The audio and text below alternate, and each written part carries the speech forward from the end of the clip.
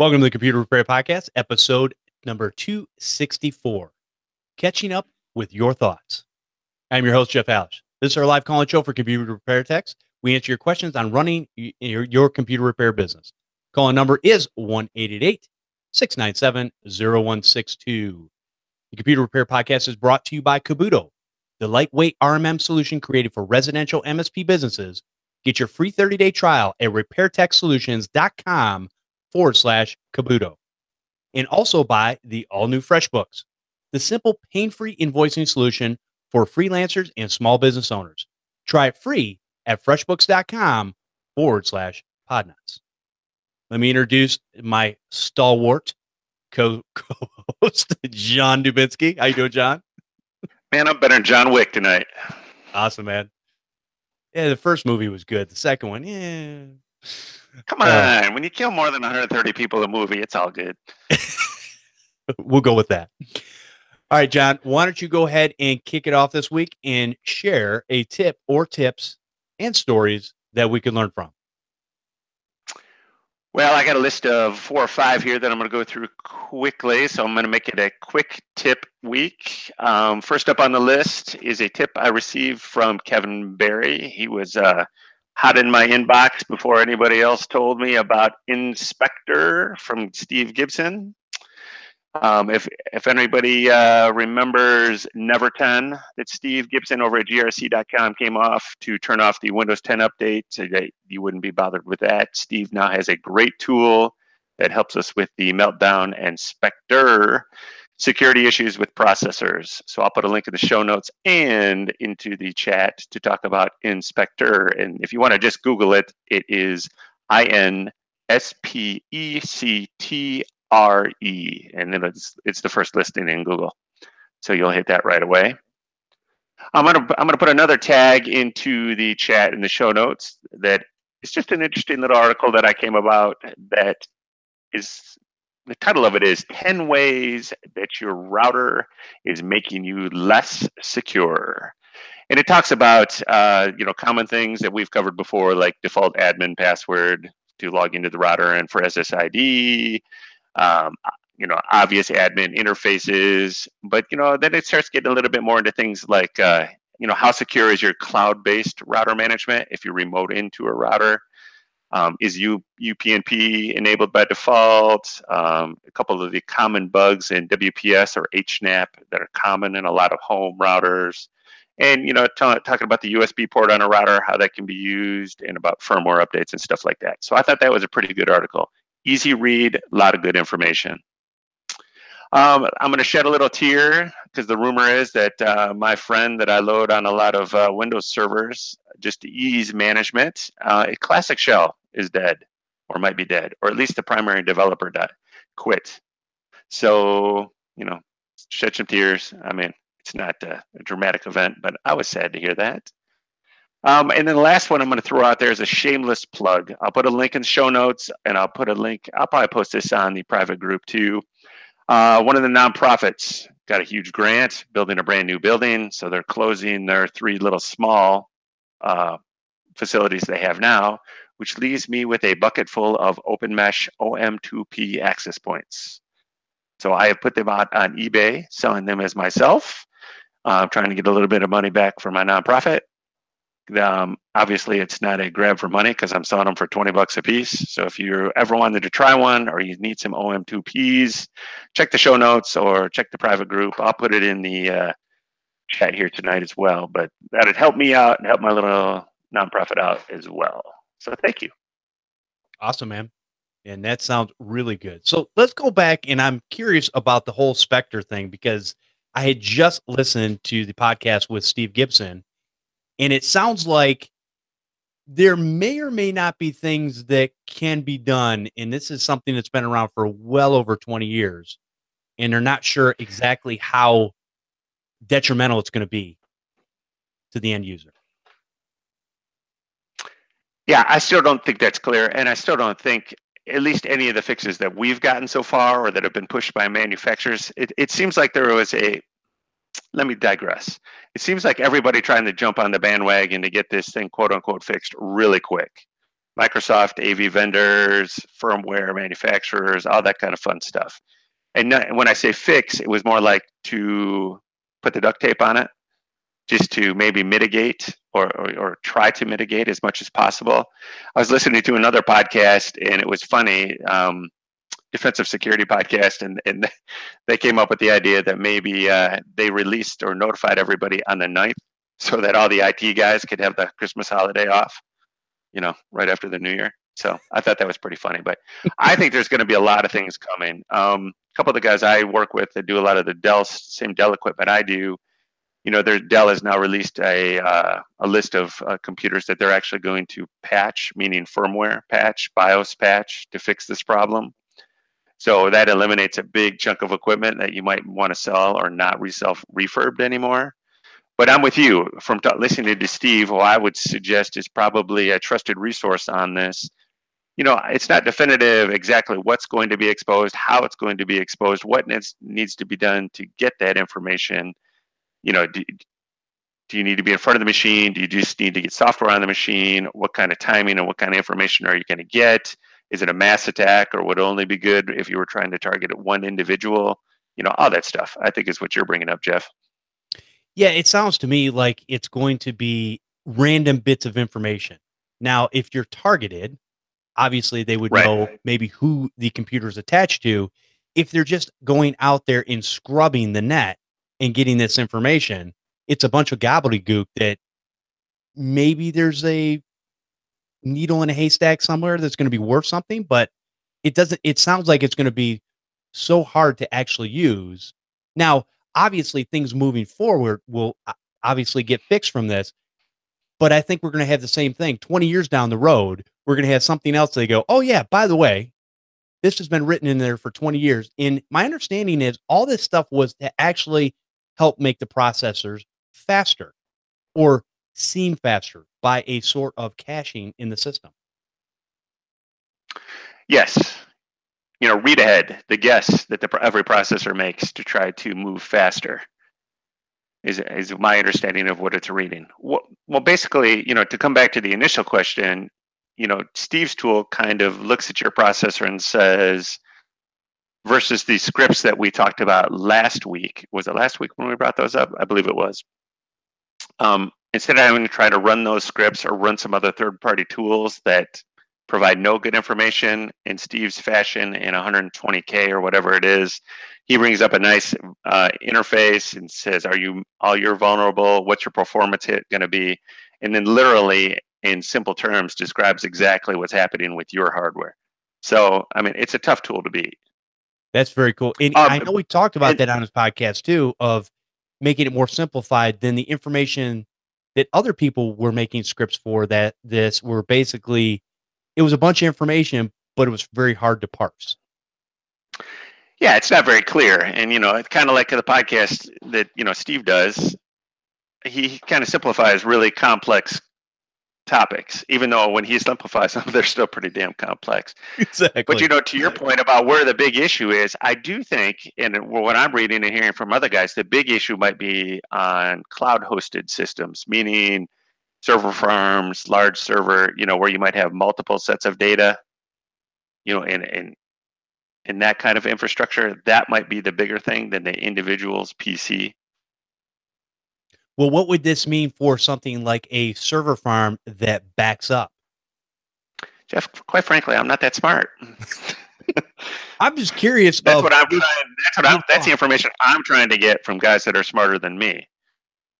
I don't have any customers that my largest server farm is 5, and they're not exposed to the public side of the internet. So, I'm patching some of the systems just to see what happens, and some I am not. I'm taking a wait and see approach, but I'm curious to any of the guys that might be, in the community that are doing this sort of thing, on a public facing server, meaning how threatened do they think, or how important is this to them? Again, I go back to that. I haven't listened to anybody, even the guys that I listen to that are a lot smarter than me, that have definitively told me this is exactly how things are going to work. And I'm not sure, as far as what is exposed, how we're going to fix it, and what's the long-term thing. And I circle back to what you said, Jeff. if you just listen to Steve talk about the processor architecture, obviously there's got to be something else going in there. And now that somebody has found something inside the processor architecture that's wrong, you could bet there's many other people looking even closer at the rest of it, right? So this is just the first leak in the dike, per se. Yeah, I don't know what the long-term solutions for this type of stuff is, because obviously we have exposure. There is a security exposure, and in my opinion, there always will be. That will never, ever, ever change. Our jobs are basically to mitigate it as best as possible. And so we're always chasing the criminals, trying to figure out what the criminal's going to do so that we can stop them from doing that. But it's still not 100%. And I would add to your comment that we got to mitigate the issue, but still allow our customers to do business. So we have to balance our security with performance, reliability, uptime, all that kind of stuff. Exactly. All right. So I'm just going to, since it's still kind of fresh, beginning of the year, New Year's resolutions, and this is something I need to get back into, even with my busy schedule. I know late last year, Tom Wilmot brought up an idea of, what books are people reading? So I've got a couple that I'm going to go look through in my Audible library, and I'm going to see what I have that I want to listen to this year. There was a lot of great suggestions in the group that people had come up with, but hopefully we can parse some of that information. So my challenge to you is, what books are you reading this year? And if you could, go ahead and share those via email, podnutz@podnutz.com, and we will add those to a list and just see what people are interested in as far as learning about business, life, all that kind of stuff. Because reading is leading. I didn't make that up. But it's true. I thought you were going to say reading is fundamental, and I was going, okay. Not in America. I'm sorry. I said that out loud, didn't I? Sorry. So anyways, no, I think reading, and it's wonderful because I don't really read physical books anymore, even though I'd love to, because when I read a physical book, I look at the first paragraph and usually my eyes shut closely thereafter and I'm sound asleep. But I do love to listen to Audible books because you can listen to them in your car. You can listen to them washing the dishes, doing whatever. And again, Audible is not a sponsor, but it's just one of the services I use. The other thing too, and a lot of people might not be aware of this, when we talk about these books, there are paid for services, but there's also a lot of places in the United States called now for some of you young kids, you might not know what this is, but it's a library. We have libraries where they actually have things called books. Now, what's cool about a lot of these libraries in a lot of areas is they have a little device, and usually you can get it on your smartphone, or back a while ago, they used to have a device that you could actually carry out of there. But now you can get this app on your smartphone and actually take out a book, like an Audible type book, and listen to it. And you might be able to have it weeks or whatever. Yeah. So definitely check your local library for that stuff, especially if because there are services out there, but they can be expensive depending on what you're doing and what you're using. But I still encourage people to go out there and read. Make it a goal. If it's 3 books in a year, it's better than 0. If it's 6 books in a year, 12 books in a year. A lot of people say 1 a month, but you know what? Everybody's got to start somewhere. So figure out what you're going to do, figure out what looks good out there. And if you have recommendations on books, please let us know, because we'd like to let the audience know what's available, what's out there, because there's only a couple of us and we've only got so much time. So we're going to pull on the audience for this. I'd like to make the point that we are probably the only podcast not sponsored by Audible. Just probably. I'll throw 2 books in there. My all-time favorite IT book that I've listened to on Audible is called The Phoenix Project, and it's a novel about IT DevOps and helping your business win. It's fantastic. I probably listen to it twice a year just because I'm a nerd. And then my newest IT book that I listened to is a book called Rework, and it's by Jason Fried, which is the help me out. cloud service company. I'll swing back to it. I just had it. Got me. You said cloud. This is great radio. Great radio. Well, that's all right. We'll definitely have those in the show notes, though. And Rework is actually in my library, I know, and it's one of those things that I'm going to do that, John. I am actually going to listen to that this year since you brought it up. Hey, all right. Oh, Basecamp. Okay. All right. All right. So that is my personal tip for the beginning of the year. Hopefully that helps. Now let's go ahead and take a quick break, and then we'll answer your thoughts, your questions, and see where that takes us. Our show today brought to you by Kabuto, a lightweight RMM built for residential MSPs that let you easily monitor and manage devices, improve customer loyalty, and get more leads. Use Kabuto to sell residential managed services such as device monitoring, patch management, managed antivirus, and more. Kabuto detects issues for your clients and pops up a custom branded prompt so your customers can easily get in touch with you. And again, this is going to be something that they already know about. So when it pops up, they're not going to be surprised versus when a third party company puts a pop-up out there and the customer has no idea where it comes from. And either way, it's a win because they click on all that stuff anyways.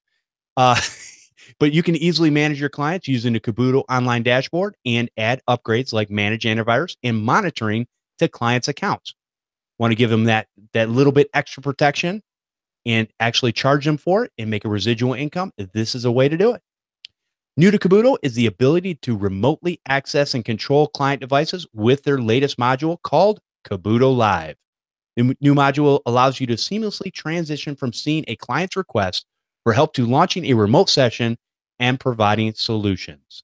Hey, if it's already set up, you don't have to sit there and take them through the process of go click on this, go put this, download that. Yes, open it up. Yes, answer yes.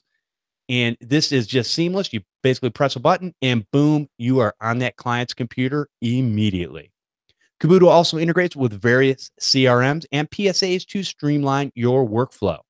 You can sign up today for a free 30-day trial at repairtechsolutions.com/Kabuto. All right, so we are going to handle some random thoughts from the community and also some emails.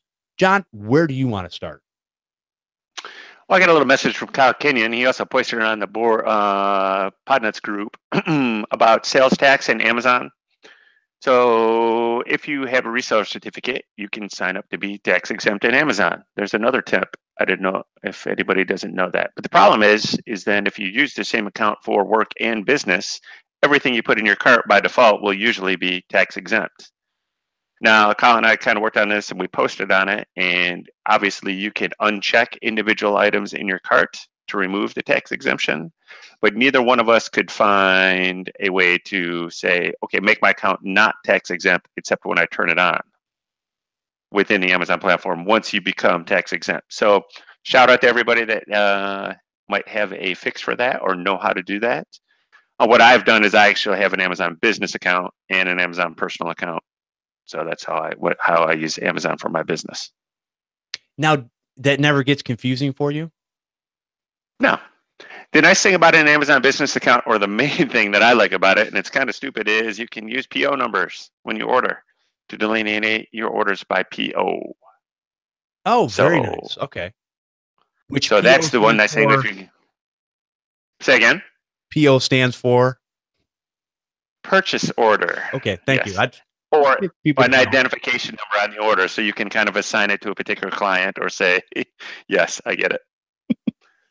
So yeah, that was kind of a dumb one, but I'd never thought about that before. And to be honest, obviously, when I was using just a single account, I did order a lot of things tax exempt. Sorry, state of Michigan. There you go.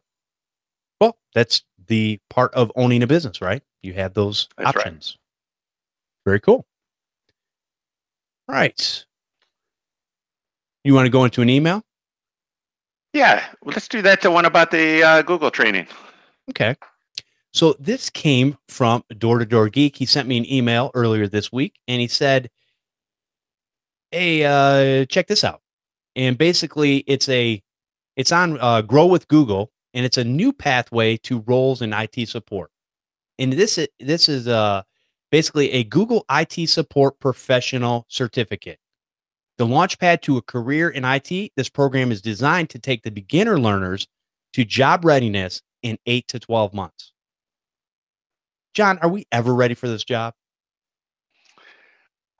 I would say no, but if you look through the course material, I mean, they're hitting on some good stuff that would be not only from the fundamentals, but they get into networking, operating systems, and becoming a power user. They actually get into some of the things that we talk about, like under one of the courses under system administration, they get into utilizing best practices for choosing hardware vendors and services for your organization. Then they also get into automation and talk about some programming languages like Ruby and Expression and managing code and version context. So in IT security, looking through this, if I thought I actually had the time, I might actually do this. I certainly don't have the time, but and it's an 8 to 12 month course session is what they're proposing that it will be. But it seems pretty interesting to me. And if you were way at the beginning thinking about starting your IT career, this might be a great way to get an introduction on that and at least get a piece of paper that says, something. There you go. And Paco actually replied to this same email. He said he's actually enrolled to see what they can offer. Maybe good refresher for those trying to get into the field at a lesser cost, especially on areas they didn't concentrate on, or homegrown users with no schooling. That's from Paco Lebron. So I would expect on his show, which is Podnutz Daily, which is the name's going to change here shortly. But on that particular show where Paco comes and brings his information, I'm sure he will bring that up at some point to let people know what he's learned about that service. So I definitely would look out for that. And you can always ask him questions. I'm in the same boat. It seems interesting. And I might think of doing it if I wasn't already so busy as it is now. So there's that. Yeah, amen. Now, anybody else out there that decides to do this course or another course, you can also let us know, podnutz@podnutz.com, and let us know how it's working out for you, what type of information is there, is it beneficial, is it helping you, so that we can let others know how this service can either help them or maybe it's something that I think any type of education, you can always learn something from. So I would never look at anything as a bust. I would look at it as a process. And I can learn from the newest person in this business because a lot of times they're looking at it with fresh eyes where I'm looking at it with old eyes. And I'm kind of ingrained in certain ways that I do things. Now I try to keep myself nimble and try other things. I'm not as crazy as John because he'll just try anything.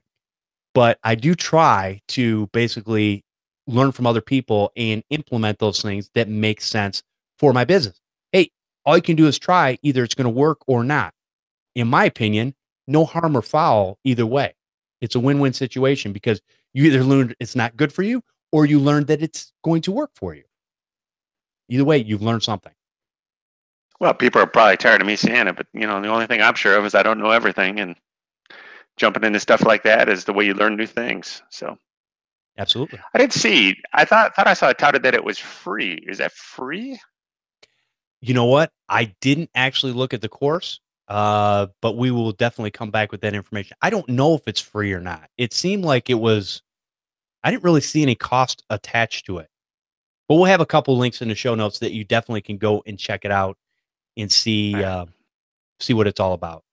And quite honestly, Google is good for doing free stuff like that because they also get a lot of information from us, which we thankfully give up in order to get the good services that they have.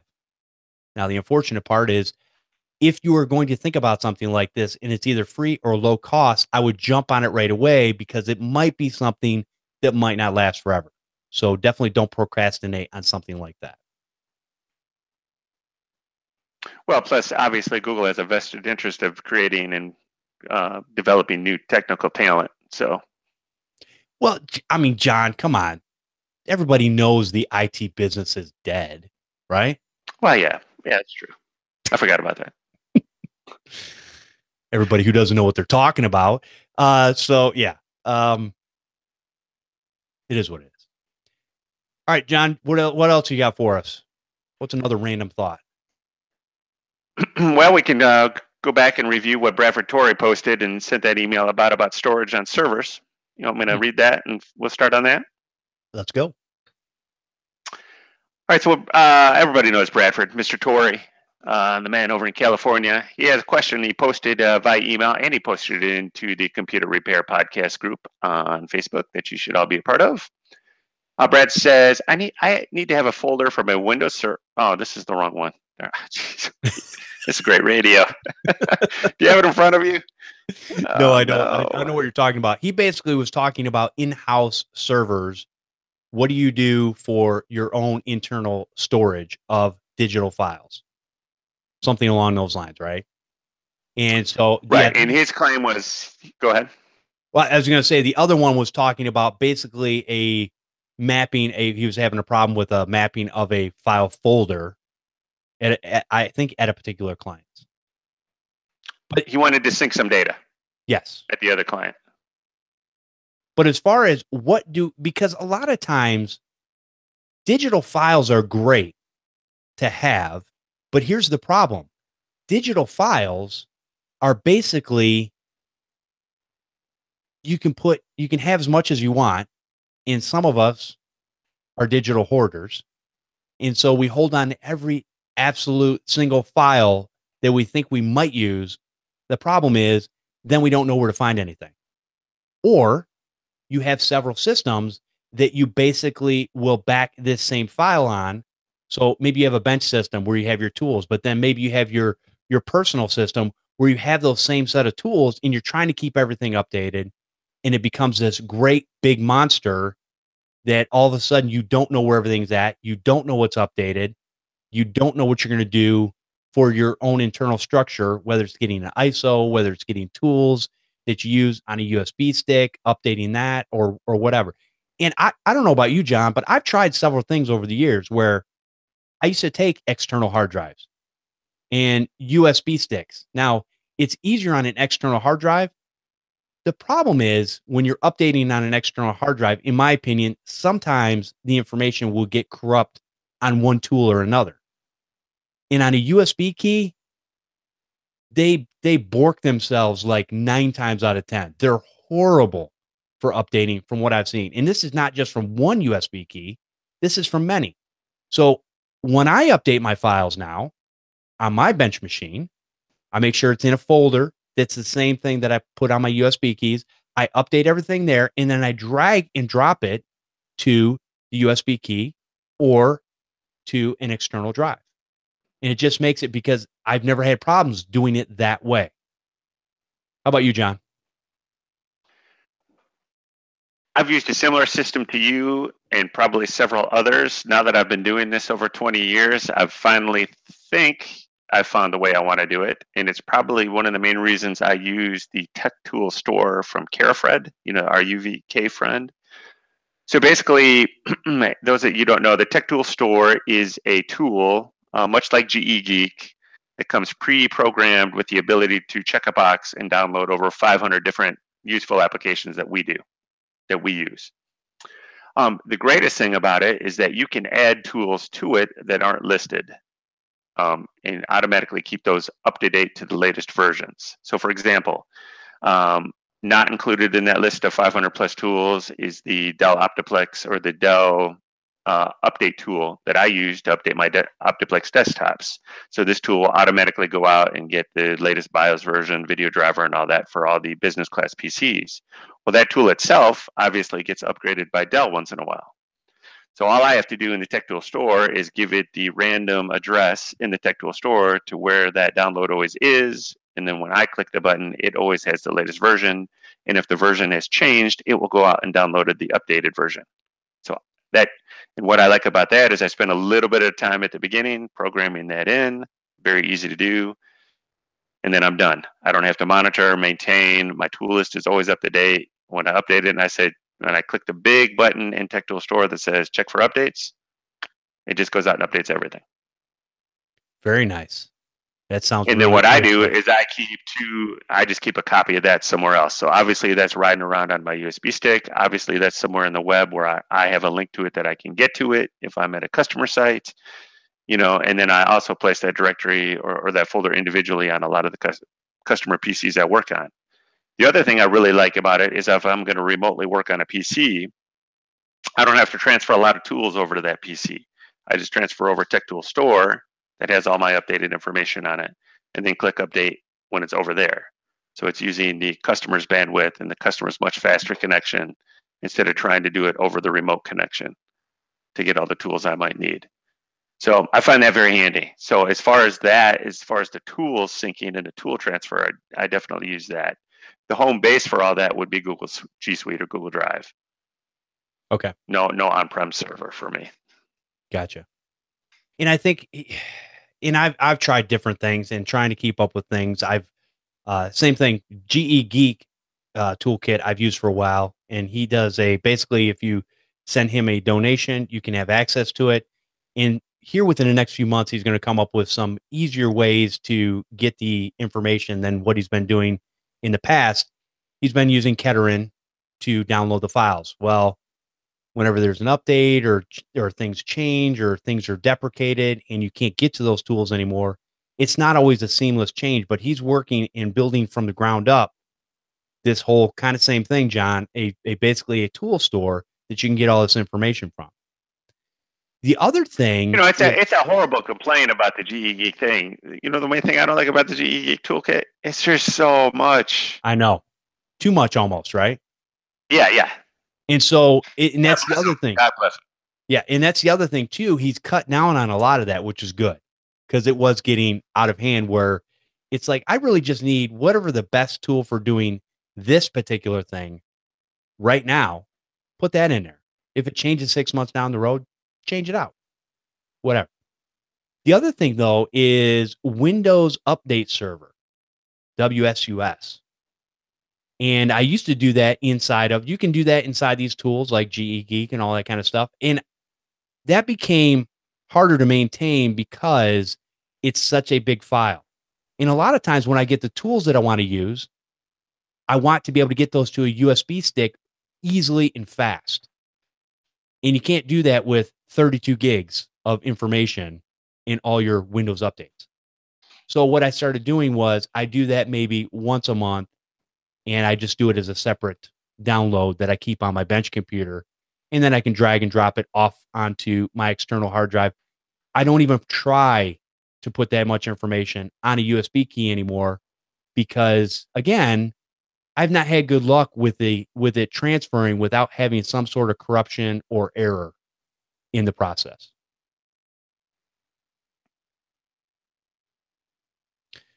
All right. So let's go ahead. John, you want to go into is there anything else? Well, you know what? There's a couple other things too. John says he does everything in G Suite. I'm all over the place. And here's the thing. Going back to what we're talking about, I'm really trying to simplify some things, and I thought I simplified it, but apparently not.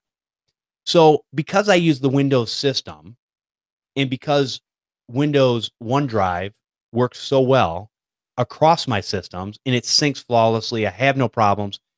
I've had problems with syncing with Google Drive between computers here in my office. Not all the time, but it happens.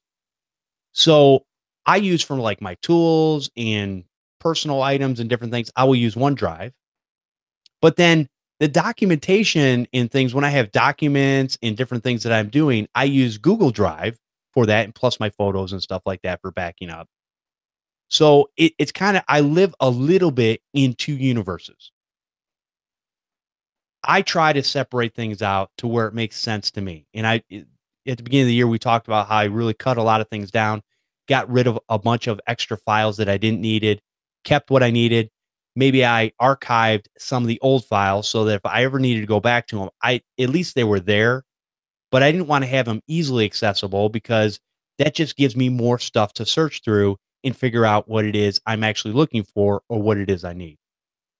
Now, the other thing is a lot of people will see behind me, I have a Synology NAS that does a backup of all the files on this particular computer are all the files I've designated, which is all my personal documents and music and all that kind of stuff.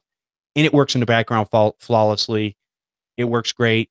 Right now, a lot of people see it's in sleep mode because I shut it off during the podcast, but actually I shut it off just here at the computer. And because it's not backing up or doing anything, it's sitting idle. But that works for doing backups here in the office because I've got hundreds of gigs of ISOs and different things that I've collected over the years that I don't want to get rid of because every once in a blue moon, you're going to come up to this weird thing where you need to have a certain ISO and you go, oh, do I have that Office 2003 standard ISO maybe that somebody needs for some deprecated system that's running machinery somewhere that's all it will run or whatever. And so a lot of times I don't normally recommend that. I try to move everybody up to the newer systems. I don't think you should be on something that's not supported, but sometimes you can't help it. So anyway. Well, now let's complicate things even more for you then, Jeff. Did you see that Synology just came out with a G Suite, Google Photos / one thing that I'm missing that all runs on your Synology? No. Yeah, I'm trying to find a link for it right now. Oh, I'm giddy. That's awesome.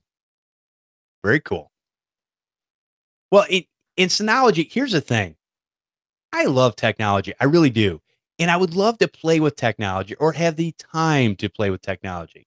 But no, I would rather come out here and talk to you folks about technology and things that I would like to do instead of taking the time and actually doing it. So I look to the audience for giving us a lot of this information of what it is they use, how they use it, what works for them, what tips they can provide. And I will take those little bits of information. And a lot of times I'll tweak things that I do here because I'm able to maybe, play with something a little bit more or, take the time to do that. But there's a lot of things I want to do. This office has way more technology in it than I probably use because I'm at the point where one day I want to be able to use that technology to my advantage or be able to learn on it or whatever. And so, that's why I like having it around. And it does the basic tasks that I need. Like I said, Kevin Boynton was the one that sent me the Synology NAS, which appreciate that, Kevin. And he basically he's used Synology NASs for a long time. I had to talk to a couple other people because I didn't really realize there's different types of backup solutions. And I just wanted a file backup of what's here on my computer because I go to the cloud and then I go to the NAS backed up in two different spots. And the beauty of it when it comes to this stuff is that I don't have to touch it. It does it in the background and does it automatically. Well, the nice thing about that Synology, the three, I just found the article. It says it's Synology Drive, Synology Moments, and Synology Office. And what Drive is a rewrite of those backup applications. Because you remember when we were talking about them, how confusing they were? Yes. Like the three different ones that they had. So they have, so the new Drive acts like a combination of Dropbox and File Explorer. Oh, very nice. That should make it dead. It looks pretty cool. Okay. And I put it in the show notes, and I already put a link into the chat about that as well. Very cool. All right. So hopefully we'll hear back from you all what you do, but those are some of the things we do here in the office that make our lives a little simpler or try to be. And sometimes in the chat, just to let you know that Kurt mentioned the Windows Repair Tool, which is a lot like UVK/Tech Tool Store. Our friends over at Malware Bytes, the tool set obviously has a lot of repair tools, but it also does have the ability to add your own tools and keep them updated in there. So that's pretty cool as well. Yeah, and my rule of thumb with that is once you get comfortable with something, it's all right to test things out, but once you get comfortable with something, kind of learn it from top to bottom and use it to the degree that it was meant to be used. Because again, I think a lot of times we only use the surface of these tools to do the job, and there's a lot of functionality that we may be missing out on because we don't take the time to actually learn that tool. We see something else that's shiny, and we go, "Oh, I'm going to go to that. I'm going to use that today." So, Well, that's it. Definitely the way I kind of fell in love with UVK. I bought UVK, probably helped me with the virus. Bought it, maybe left it alone for 6 months. Went into it, probably clicked the wrong button and found a whole new section. there you go. And then said, "Well, oh, I got to dig into this a little deeper." So yeah. Oh, very cool. All right, let's go to another email, and this is from Christian Garcia. It says, "Hi Jeff, I'm a huge fan of the show. So after going back and forth on deciding if I should open my own computer repair business, I finally decided to just do it. Kind of the decision you have to absolutely make. Just get out there and do it. Keep in mind, for right now, I'm doing this part time. Hey, so am I. I'm working from my home office. Business has been slow, but I expected this from the start. The way it usually is. I would like to start investing in my Google AdWords campaign, but I have no clue where and how to begin. I see Google has two versions of AdWords, Google AdWords Express and regular Google AdWords. Which two services do you recommend I start with, and what keywords do you recommend I should use? The area I would mainly be offering my services has a population of 90,000 people, but I would like to promote my business in the surrounding areas as well. Thanks for all the support you give to the community. Chris G."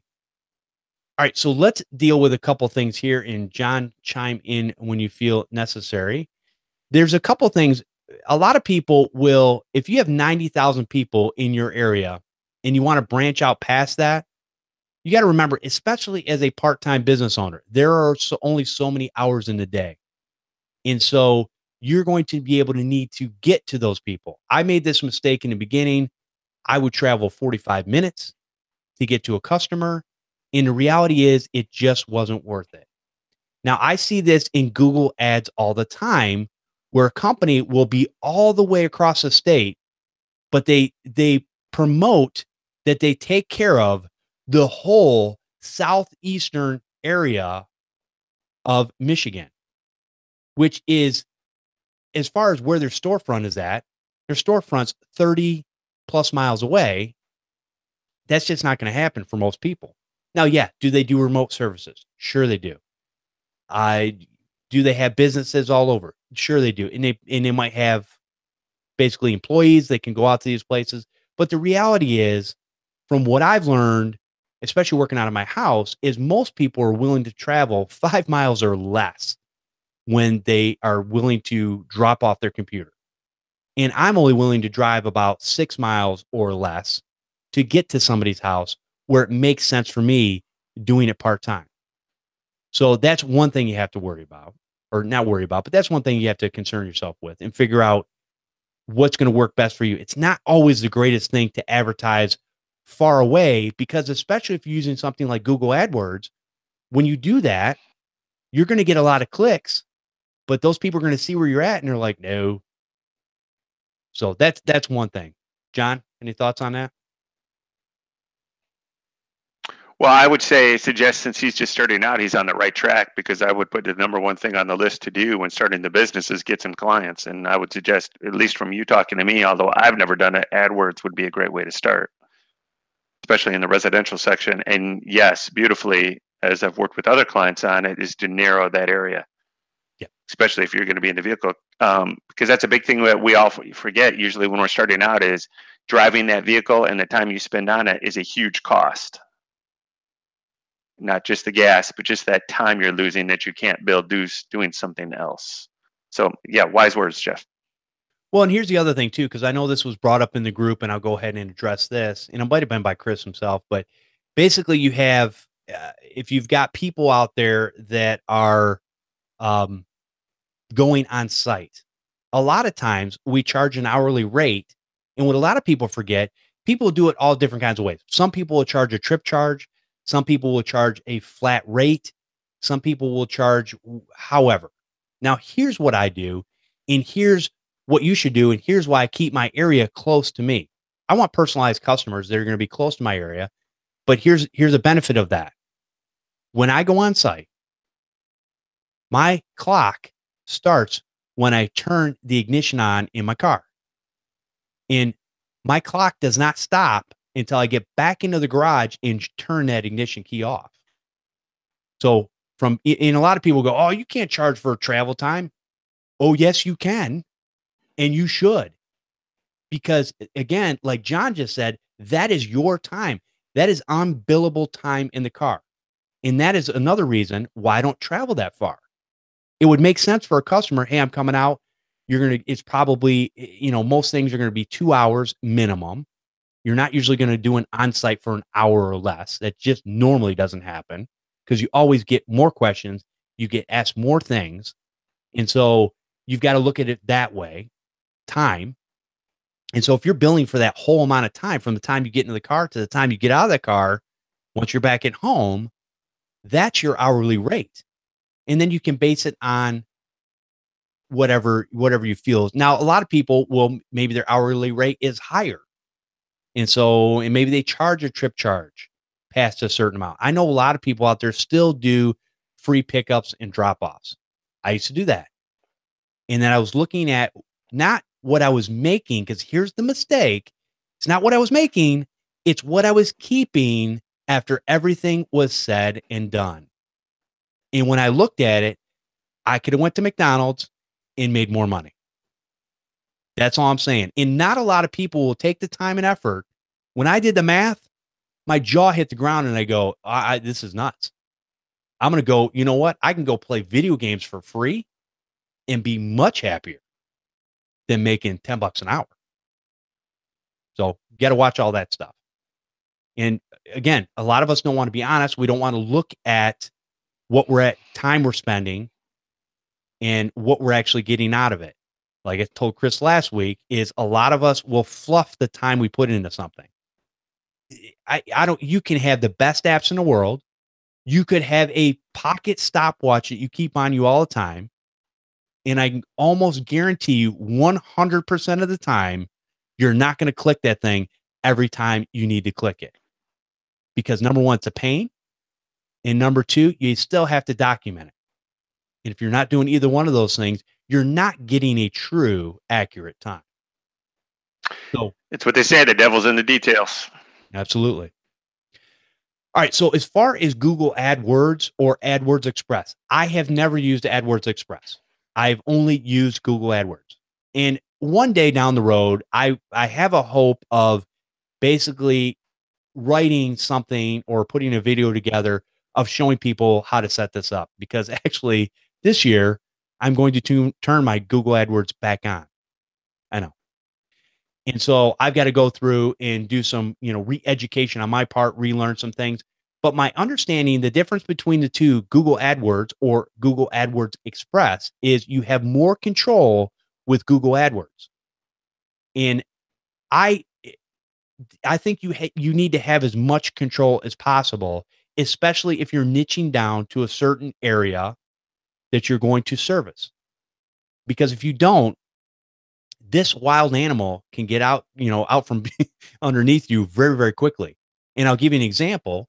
One of the things happened to me back in the day was I had clicked the wrong button and opened up my ads to the whole United States, not just my area that I did. And within an hour's time, that was $300 I will never get back.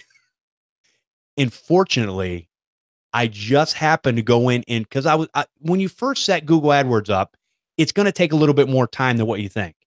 And it should. You should be tweaking it slightly, little bits at a time. Nothing major. Get a base set up, kind of let it ride, and then do little tweaks, but then let it ride for 30 days. Let it ride for 60 days. Kind of get an idea of what's going on. And then once you do that, you can make your tweaks. You're going to see keywords and things that are that people are not calling you about, and you can start doing negative keywords against those words so that you don't come up in that search result again for that thing. And Google AdWords, a lot of people will say that it doesn't work. And not to be a jerk, but I have to say it's because you're doing it wrong. Because I took the first the first year that I did back in 2010, when I put my first Google AdWords account together, and I got all the information and a bunch of keywords from somebody else at the time, and they basically had walked through the process of what to do. And because of that, I was able to take it, made little mistakes here and there, cost me a little bit of money. But here's the bottom line. The truth behind the whole matter is my business was able to pay for everything that I ever got out of Google AdWords. Now, does that mean that I might have not, my business might have been breaking even every month? Yeah. Maybe I wasn't personally making any money, but that's okay. That's part of building the business. And that's why when you're doing this part time, that makes perfect sense to be able to do this so that you're not under the gun and you're not worried about how am I going to feed my family. You know, a lot of people will look at the part time and go, "Ah, you're only part time. No, you're only an idiot." But the reality is, yes, I said that out loud. The reality is, this is a perfect business to be in, to be able to do part time. Now, the rub that a lot of people get is, and the reason they say that, and they're right, is that a lot of times you can't be Johnny on the spot for businesses. Now, again, I feel there's a lot of businesses out there that are Johnny on the spot and who are putting themselves into a quick and early grave. It's just my opinion. You can tell me that's not the truth, but you know, when you get in your 50s and 60s, we'll see how that changes. And I can just tell you, it changes. So with that being said, I just think you need to dive in, and anybody that wants my keywords.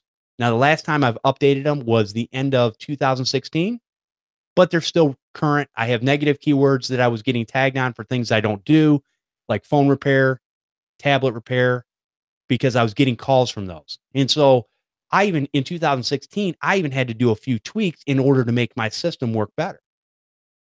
But once I had it set up, it could be set up for months at a time, and I'm getting regular customers on a regular basis coming in because of that. There's that. And a good point to add on to that, Jeff, is that AdWords is great, but it might not work in your area. You know, just like couponing might, just like flyers might, just like your SEO might, just like, so it's like any other marketing tool. Let's make sure you test it out. Don't put all your eggs in one basket. You might need to change it up. And you've often had success that you say that you turn it on and off. And sometimes you feel that gives you more success. So again, it's another tool in our tool belt. Well, and that's true, John. And I think a lot of that has to do with SEO. I just said SEO, didn't I? Shame on me. But the search engine optimization, unicorns and rainbows. But the reality is SEO there. If you put out good information, and this is all I've ever done. I've never gamed the system. I've never done anything nefarious. I've never tried to follow the trends and all. I've just never done that. I haven't had to.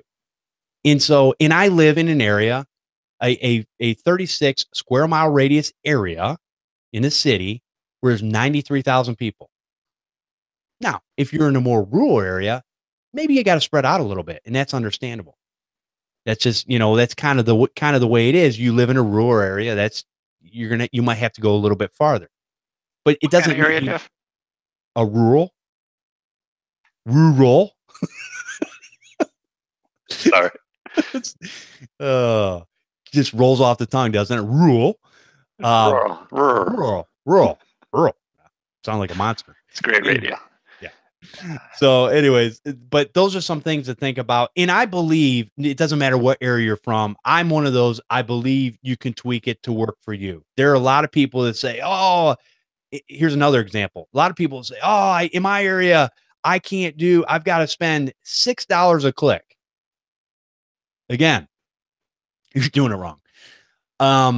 There are certain keywords and things that you would pay $6 a click for, or could, but for what we do, there's a lot of generic terms that actually work a whole lot better. Like, here's an example: antivirus. You're never going to win on that. Your AVGs, your McAfee's, your Kaspersky's, your Malwarebytes, whatever, they're always going to, because they're throwing big dollars at that stuff. You'll never, but that's not what you do. You service with tools like antivirus. You are a service company that provides a service. Antivirus companies don't provide a service necessarily to the end user. They provide a product that the end user will put on their machine and will provide somewhat of a service. But when it becomes more complicated and things aren't working, you are the service tech that goes out there and takes care of that stuff. It's what we do. So there's a lot of times where I had my, well, back in 2016, I think I had my Google AdWords in this area, which a lot of people, there's a lot of businesses in this area. It's not like in 93,000 people, there's always going to be a lot of businesses. And I think I had put the cost per click was like $4.34. And sometimes you got to play with the pennies and numbers and kind of move it up for certain keywords and stuff like that. Now, I might have 300 keywords on a regular basis. There may be 12 to 20 of those that actually are getting hit on a monthly basis.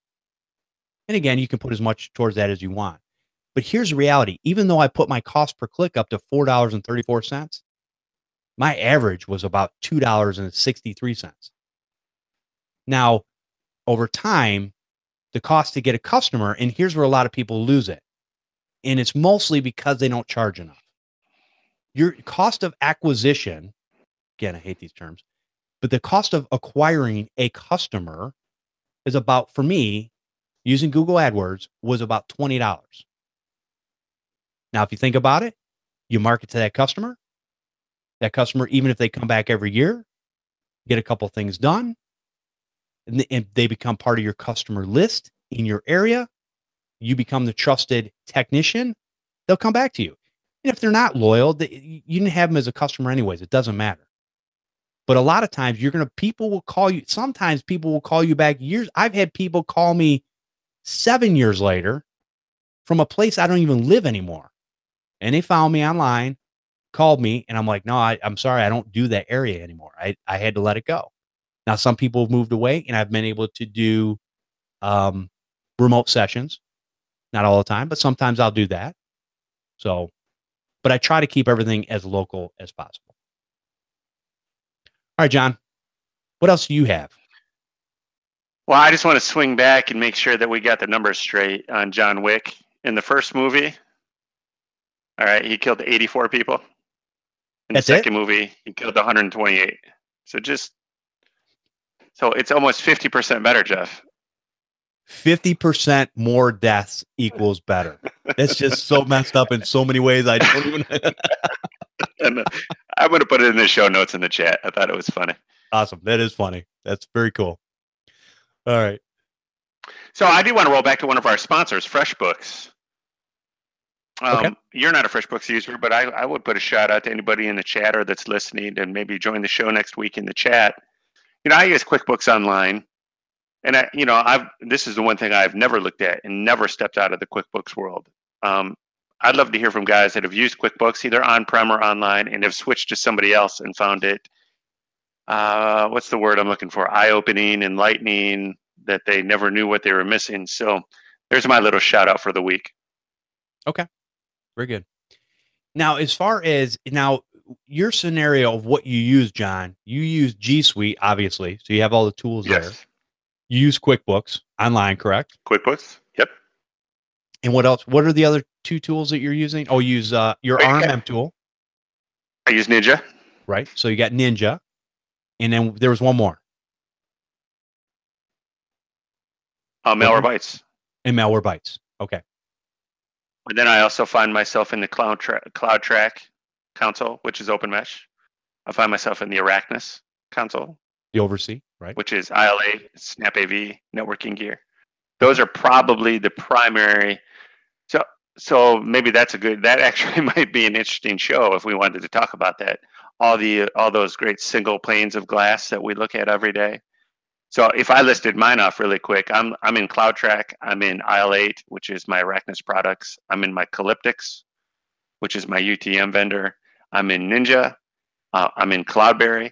I'm in Malwarebytes. So no, I do not have a single pane of glass.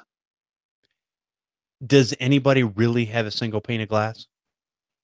No, I don't think, but I think that's the dream. If you're talking, if you're listening out there to the bigger guys like SolarWinds, Continuum, and all that, you'll see that they now all have backup platforms built in. Continuum is added in. Excuse me, SolarWinds has added in there and updated their PSA feature. So they're trying to be more like an Autotask. Autotask has backup built in.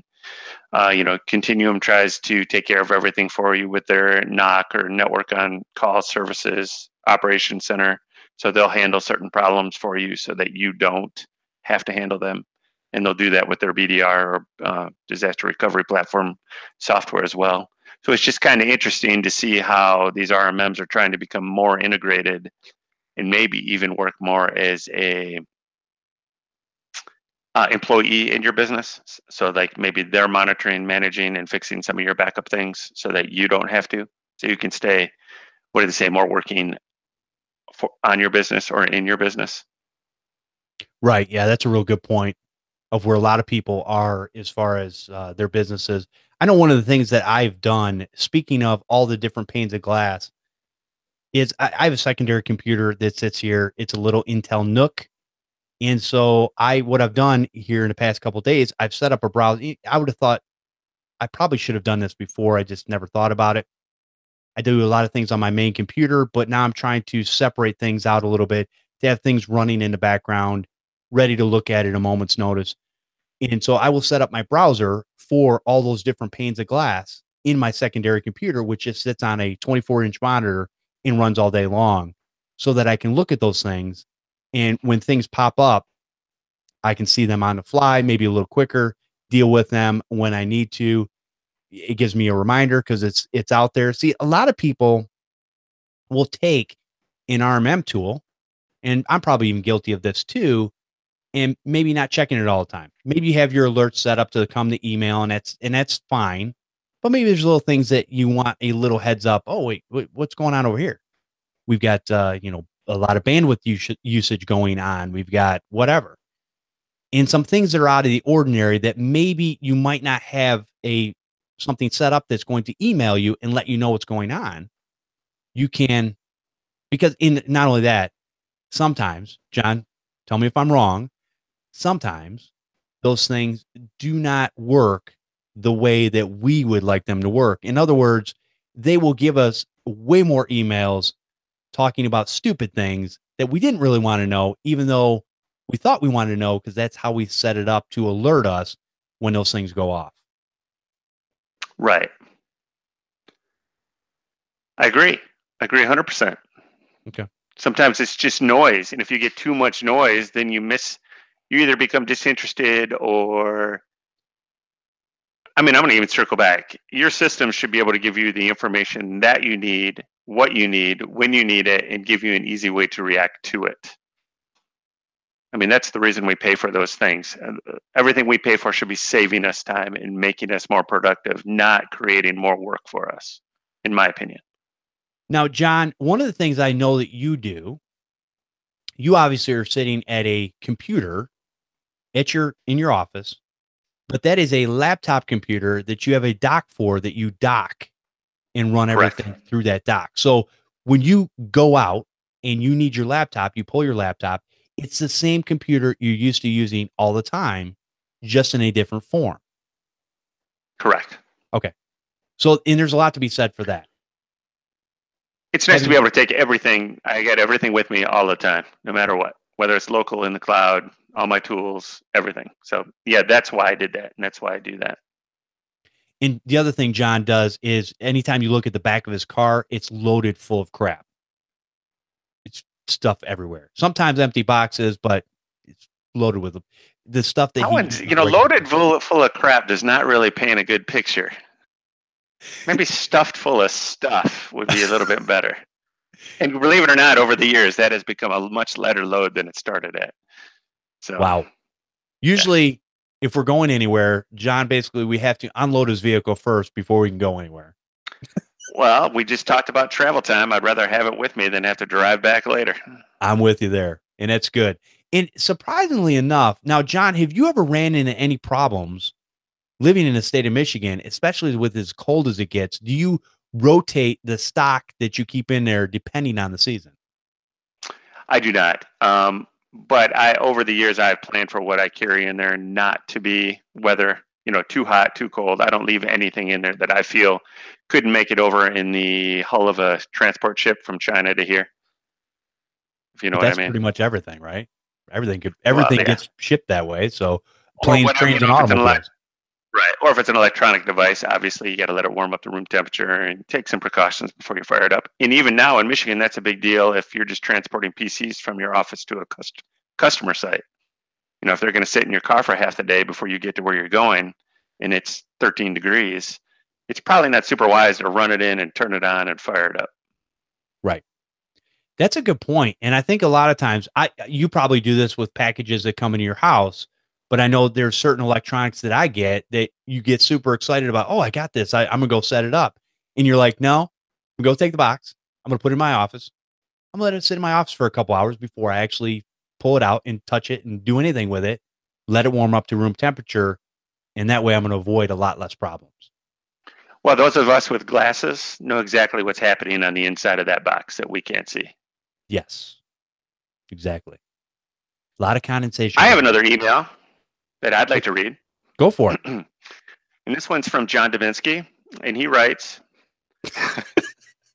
Hi, Jeff. Have you ever heard of the utility from sysinternals called BG Info? And I'll stop right there. No, I have not. All right, what BG Info does is it overlays on whatever is on the screen, meaning if you have a screen wallpaper or just a color on your screen, and you can hit this at, I'll put a link for it. It's at sysinternals. But basically what it does is you can program it to provide all sorts of system information right on the screen, meaning like the host name, the last time the computer rebooted, the processor that's in the computer, free space on the hard drive, IP address, the memory of the computer, what version of the OS. I mean, literally the list of things that BG Info could display here is in the hundreds based on system information from your machine. Now, I'm not interested in displaying all that information. I am toying around with the idea. Oh, back to the letter. Jeff, I'm wondering if you think it would be a good idea to use BG Info to display information on all of my business customer screens, listing items like the host name, the last time the computer was rebooted, maybe the IP address, or other system information that usually customers have no clue the answer to when you call them. Interesting way of using that. Okay, so this would actually sit on their screen and they could see this information. So when you ask for that information, they could give it to you verbatim right there. Right. So like in my larger clients, well, with every PC we want to put out, it goes out with a label on it with the computer number so we can identify it. Okay. So that when somebody calls and there's 60 people at the client and they say, well, it's Christy's computer, and there's 6 Christys, I can say, well, what's the computer number? Or they call and it's somebody that doesn't normally use the computer. They don't have any idea, or somebody picks the label off or whatever. They can look right at the screen and I can say, hey, when's the last time you rebooted your computer? It's right there in black and white. I mean, obviously I can see that in Ninja, and it's funny to catch people lying. I kind of get a kick out of that. But anyways, or, what's the computer name, or what's your IP address of your computer, or, I'm kind of selling BG Info short because it will tell you the OS version, service pack version, the last time a snapshot was done. I mean, anything, the username that you're logged in as, all that kind of stuff. So anything you could get from sysinfo, you can display as the wallpaper. And it really doesn't bother anything because people can put icons over it. It's just overlaid on the wallpaper. It's not a window. It's almost like it's the wallpaper. Yeah, according to reading this, it looks like just nothing but, like you said, it's a wallpaper made up of a bitmap. Once it's there, there's no resources that are being used. So it's not displaying this information.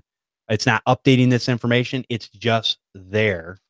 I actually think for a business environment, this would now you're probably going to get a little pushback.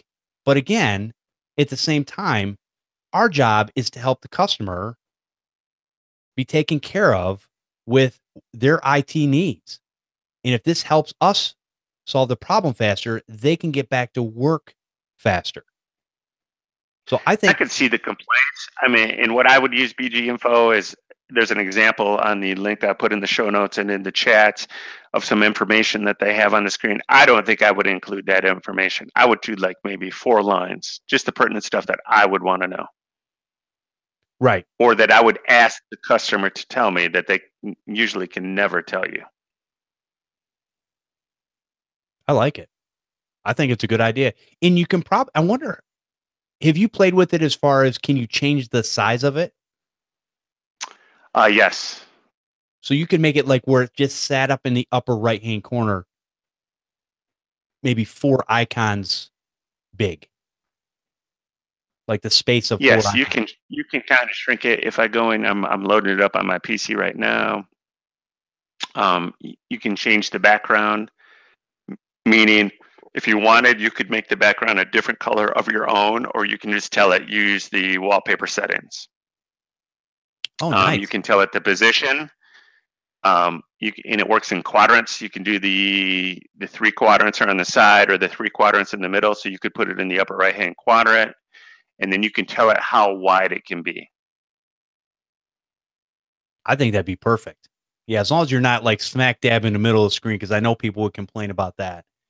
But being an upper right hand corner and where they can get that information. Now, the only question, John, is if that person were to change their wallpaper, would that information go away? Or is it I still don't know, Jeff. overlaid? Let me change my wallpaper right now, live on the show. Live, folks, live.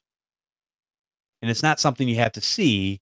It's just something we're going to talk about because it's interesting of how this could work for you in your business. Mark Rusinovich is one of those guys who's a very, very super intelligent man who's come up with a lot of these tools that I think a lot of us forget about.